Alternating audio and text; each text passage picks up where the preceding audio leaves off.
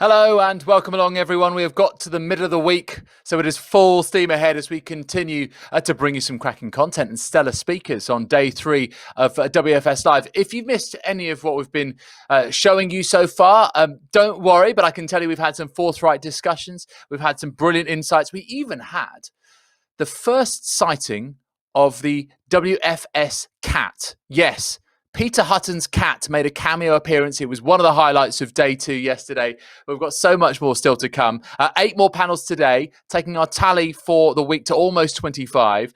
And by the way, you can watch back anything that you've missed 24 hours after it was first broadcast. For media, it is Newsroom by FF for those newswires in English, Spanish and Arabic. Video highlights of each panel will be uploaded on a Google Drive that will be shared with the media, and selected content will be distributed by SNTV, our new media partners, to their clients globally. As always, quick social plug at the beginning of the day. Please use the hashtag WFS Live. We are at WF Summit on Twitter, at World Football Summit on Instagram. And if you want to spread the word and tell other people who aren't signed up about the content that they are missing out on, well, direct them to Live Now Global. It's available on Facebook, Instagram, LinkedIn, Twitter as well. And for everyone, it's going to be open to view on YouTube in the coming weeks on the WFS channel. So plenty of options for you. We've got all of your bases covered. By the way, the expo area, definitely worth a quick visit if you haven't already been. Some excellent exhibitors there. After all, as we say at World Football Summit, this is where the football industry meets. And although it might not be in person, we're trying to create that for you in this virtual space. Now, Wednesday is known as Hump Day, often tough, but we're going to try and attempt to keep the energy up. And you can do that too by getting involved in the polls and also with the questions that you want to submit to our speakers during each and every session. We'll endeavour to get through the most relevant and significant ones and knit them seamlessly into the wider discussion. So thank you for your interaction on that one. So, as we've mentioned, this coronavirus pandemic has given us a chance to rethink, re-strategize and remodel, sometimes quite literally remodel. And it's a chance to develop new technology. Now, one of the companies that is helping clubs and franchises do just that are NTT DATA. They have a smart and secure technology approach. They are accelerating the return of fans to stadiums to reignite the passion in sports. So this session is brought to you in partnership with NTT DATA, and your speakers are the lead consultant to Part IP Startup Ecosystem EMEA, Athanasios Andreou, and SVP, Head of the Energy and Utilities Business Unit and Head of IP and Startup Ecosystem EMEA, Luigi Cardani. Guys, we are really excited to learn about NTT DATA. Luigi, over to you. Okay, David, thank you very much. Thank you for your energy. I'm a little bit excited to be here. And let me see, I'm trying to capture your interest before your lunchtime. That is not easy at all. And I would like to start with a long and boring presentation of hundreds of slides, but I think it's better to jump directly to some brief information about us, because we are technology people. We are not really in our comfort zone talking about sport. Our side of the sport is normally the sofa. But really speaking, we are here because NTT DATA, it's one of the most hidden secrets of the information technology in the world. We are one of the biggest technology giants. We are 300,000 people, of which more than 25,000 in Europe. But our brand is just for people that work with us. And we would like to explain something about the sport, not because we have something to teach you about the sport, but because we would like that our technology can help you in this difficult, probably the most dramatic and difficult period in the last 80 years for the sport. So we love the sport. We sponsor the sport, but we work as a technology company, as a technology provider for the sports. We are the main partner of the 2020 Technology Olympic Games, but maybe talk about next year, because of the pandemic. Olympic Games were not exactly the the summer event this year. We partnered with La Liga starting 2015, and we would like to talk about how to revitalize and how to help, how technology can help the return in the stadium. The stadium are in this period one of the most, let me say, place where safety is unsafe. Let me use these uncomfortable terms. It's sad. The world is almost closed. The stadiums are almost closed. In some country, 100%. In some country, 95%. But so we cannot accept as a fan, but also as an economic impact, the stadium like this. We have to react. We have to do something. We have to enter inside the opportunities that all the technologies are arising in the last years can help fans, clubs, and all the people working around to return to a new normal way of back to big events. So I ask for driving this scenario to my colleague Athanasios for the anagraphical data, to drive us inside a couple of solutions that can really help clubs and fans to return to the stadium and to return to big events as we love. Atta, stage is yours. Thank you, Luigi. Thank you for having me here. It's my pleasure. I've been watching all the speeches the whole week. It's fantastic. It's really fantastic, and I'll be happy to be here to introduce you to a way how we can bring fans back, and not the theoretical way, not the experiment, just technology that we have already, and using this for sports club. And why we think this is important, because right now the world is closed in terms of we have no fans in the stadium, and we think that technology can help. Right now we have a really manual way, writing everything down, trying to make the contact tracing. We are calling each person by himself, asking who was the guy or the woman or the person that were close to you. And we believe that technology is the key. And just 3 headlines that this topic, I think, is for sports club interesting. These 3 headlines representing also my discussion with different clubs in the last weeks. We have clubs or franchises in the terms of NBA, like the Golden State Warriors, who say, look, we want to bring fans back in the emotion, at least 50% of capacity. We have a situation in Germany where we had fans in the stadium, but in the same moment or later, it closed again. We have right now the situation that in the Premier League from the 2nd of December, in some clubs, some stadiums, fans can come back with the amount of 2,000 fans.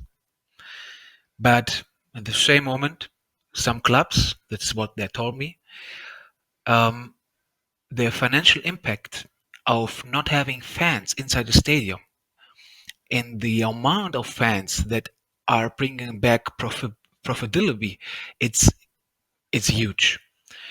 So just imagine, Borussia Dortmund is losing 4 million in each home game. That's a lot. This is just one club for one game. Think about the amount of money for the whole European clubs.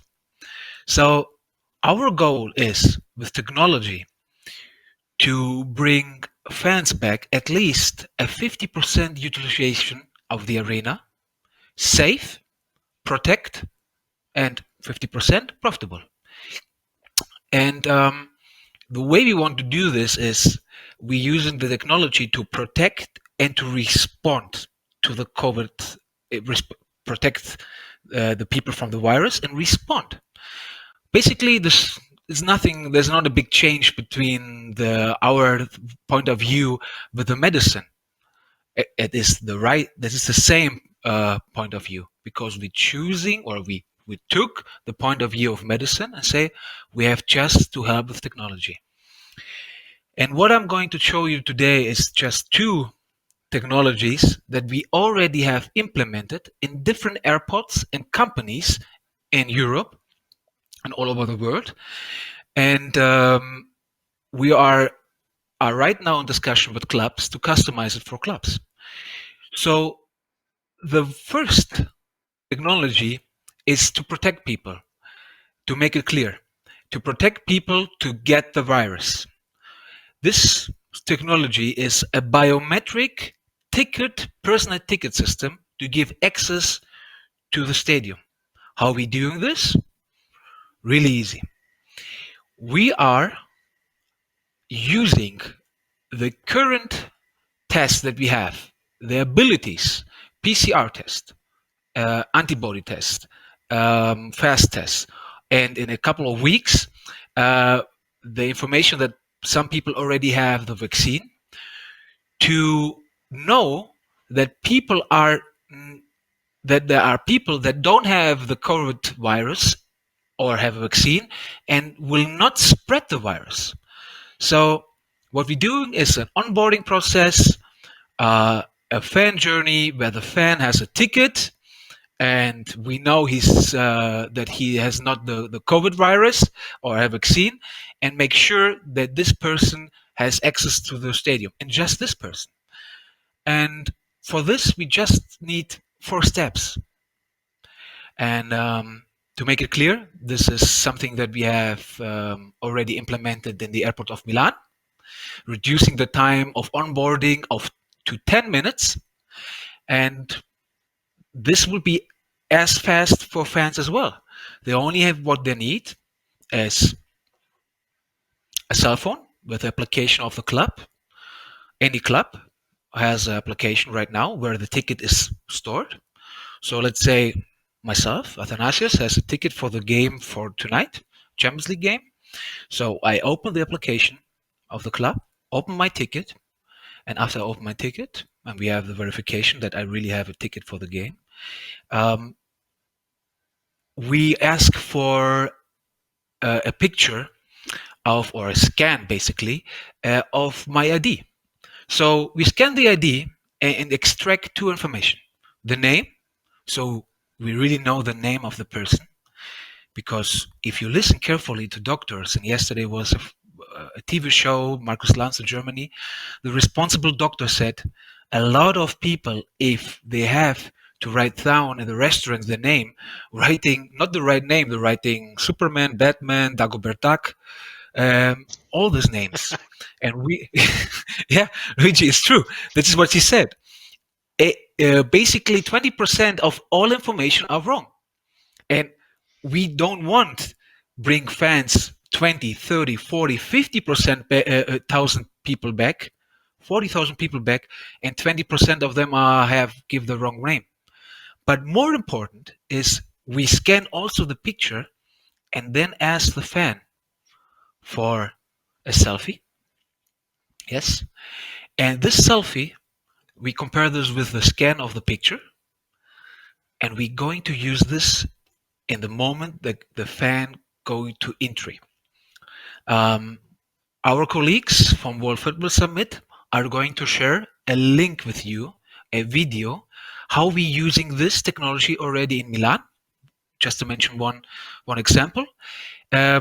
Unfortunately, I cannot, for technology reasons, share the video right now with you here, but you will have the link. So after we know who's a person, we're just asking for the various health status verification tools that we have: PCR tests, antibody tests, fast tests, vaccine. Yeah. Mr. Spahn, the health minister of Germany, this week already announced that probably on December we will have already the vaccine. That means thousands of people any day will get this. Those are people that don't spread the virus, and as popular as football is, many people of those are fans that want to reduce to come back, and they will ask if I have already the vaccine, if I have antibody, if I can show that I am not the one that spread the virus, why I cannot be part of the game. Yes, and what we create is what I just show you, this encrypted code. That the good thing is it's not stored in any server. The only one who has this encrypted code with all the information about name, address, biometric, and health status is the fan himself on his phone, or if he don't like to use technology, we have a physical format. And just to explain a little bit deeper for you, to encrypting biometric information, health status, etc., is the highest standard of data protection in Europe, and we have been doing this for the airports for already more than a year. We achieved all data securities. We are giving access control to the most secure part in Europe, or one of the most, airports.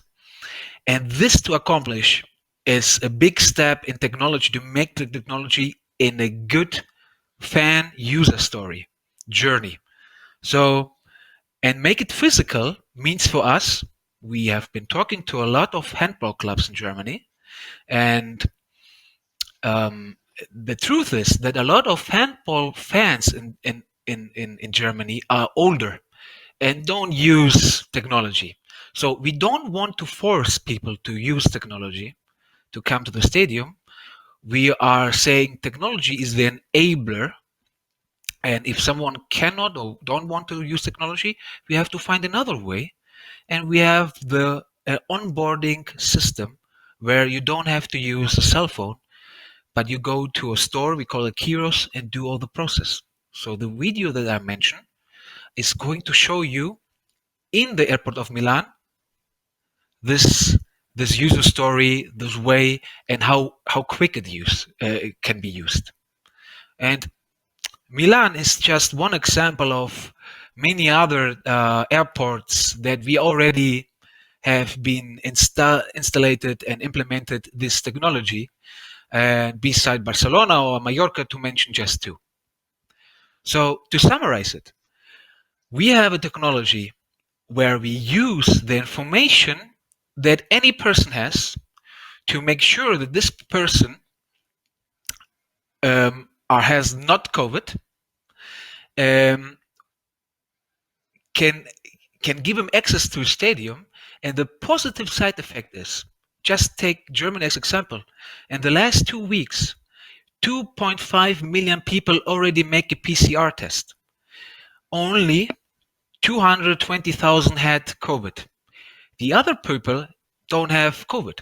So we don't take capacity of tests from the society to bring fans in stadium. No, we just say the people that already have a negative PCR test can come to us as a fan because they are our fans. And this is just one example, PCR test. Think about antibody tests, vaccine, etc. There are 100,000 of people each week that are safe and want to come to the stadium. So this is the first technology, the first journey that I show you. And I hope I give you a good insight. And if you have any further questions, please feel free to contact me anytime through our platform, from World Football Summit, LinkedIn, or email, anytime. So this was the first question. Yes, Luigi, please. Yeah. I have a question. Okay, that's very good. Thank you very much. You enter inside the stadium with, let me say, with a almost complete digital journey without any contact with people and with a certain level of security on your status health. But we know that at the moment in the European regulation, there is also a lot of needs of respect of other regulations, such as the tracing, such as the proximity, and this is not depending punctually on medical side. It's just general regulation that I suppose for months we have to live with. So how we can also use the technology in order to reduce this risk, and not only for the safety, but also from the legal part and the responsibility of the stadium owners and the stadium operators. Yeah, understand this. This is the topic of response. Yeah. What if someone has COVID and for any reasons is inside the stadium? The test was not right or whatever. Yes, this is a good point. And this is a point that a lot of our customers already ask us because, again, living in Germany, I have the German use cases, problems in front of myself right now, and thinking about Tönnies. A lot of companies coming to us and say like, look, we don't want to be Tönnies number 2. We need protection. We need, if someone has COVID, to reduce the impact of the coronavirus, to be able to trace the chain of infection. So we create a company version of tracing solution, what is more stable and more safe, because it's not just based on Bluetooth, and everybody who a little bit deal with Bluetooth know that Bluetooth is not that stable as it should be. So we have a tracing solution that we can, for clubs as well as for the companies that we are talking, install in the same application that we have. It's work in the background. Don't disrupt any fan journey. And what the technology is doing, it's really easy. It just make in the back end a chain of connection that people had compared to the rules that the government is giving. For example, if the government in Italy says only 2 persons from from 2 households can be together, close to each other, and have to keep distance to another household at least 1.5 meters in 5 minutes. Okay, really difficult to track. With our technology, we are able to say Luigi and Atter are 2 households that get the ticket together. So they are close to each other. We don't have to trace this because it's allowed by the government. But David, I will take you as example.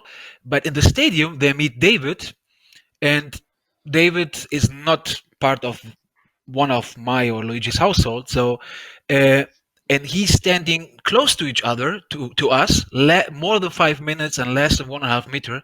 So we are tracking this in the back end.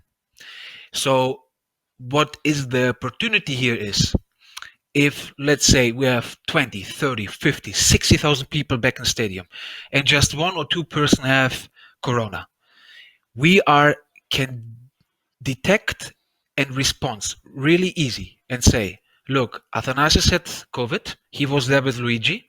These 2 persons had only contact with other 4 persons in the regulation that we set, 1 meter, etc. So, and how we find it out, or the companies and the clubs that using hopefully this technology, is just with a few clicks. hear a small video about the demonstration of the technology. Yeah. So what we say is like, look, Athanasios is the one that we want to see. I hope the video is running quite well right now. So we define the period of time, that we want to take a look. So let's say game day today. Then we say how deep we were going to go, and we say, okay, I want to see seven tiers. So Atta had first level contact with this person had second level contact with this and this. So instead of sending 40,000 people a message that you perhaps have COVID, we can say, you 10 person, you may have COVID, and please make a test. We means not the club, means that we give it to the government authorities, and they can follow the chain really quickly. And it's a big problem if you think that in Germany right now, the authorities are not able to follow the change, and they are using 500 members of the Bundeswehr, the German army, to call each person right now. Okay, so and this technology, we are built this as this way because a lot of clubs and companies asking for flexibility, and flexibility is really important. To be as flexible as possible. For example, if the government changed the rules and say, look, from now on it's 1 meter and 1 minute. Okay. And now on means by tomorrow. And you have tomorrow a game. Okay, no problem. You go to the system, you administrator, just put the new parameter with a few clicks, and that's it. It's nothing more. It's nothing more.